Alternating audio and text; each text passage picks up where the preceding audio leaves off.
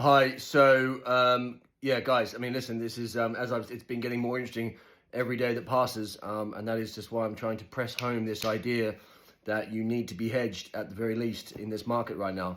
I've no doubt that there's plenty of messages coming my way about the longs that I have on, but let's just be clear, right? I sent out a message this morning saying I'm cutting the plug power long. I made a fortune, stepping away. I don't care what happens in the short-term basis. I'm uncomfortable. The market's overcooked. The stock's up 400%.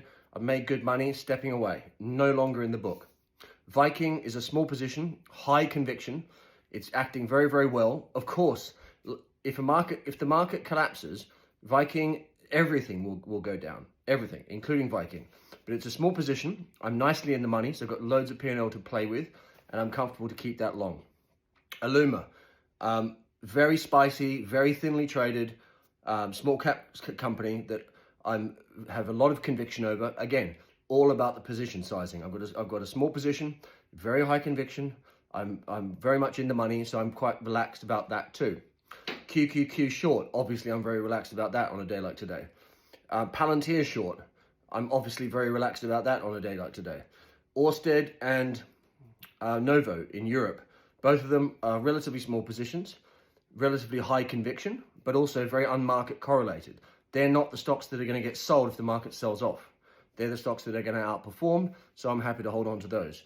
PayPal, I added that pre-market today. It was up about 6.5, but obviously the market sold off, so now that's back to where it was. So I'm flat on the day.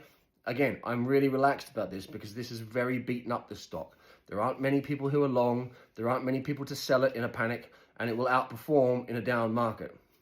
And I'm not necessarily saying we're going to have a prolonged down market. I'm just saying that we're entering bubble territory in a bunch of stuff, right? And that's never a comfortable feeling at all for people who have done this for 20 years plus, because it only ends one way. And I quite frankly don't want to be the person who bought a quantum stock yesterday if it goes down 50%.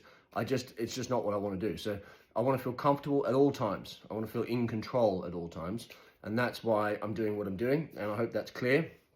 So there we go, guys. Listen, the market may well do what it does every other time and bounce back again tomorrow, but I'm uncomfortable, to say the least, with the levels that we're at in this market. So my book is positioned accordingly, and it's working.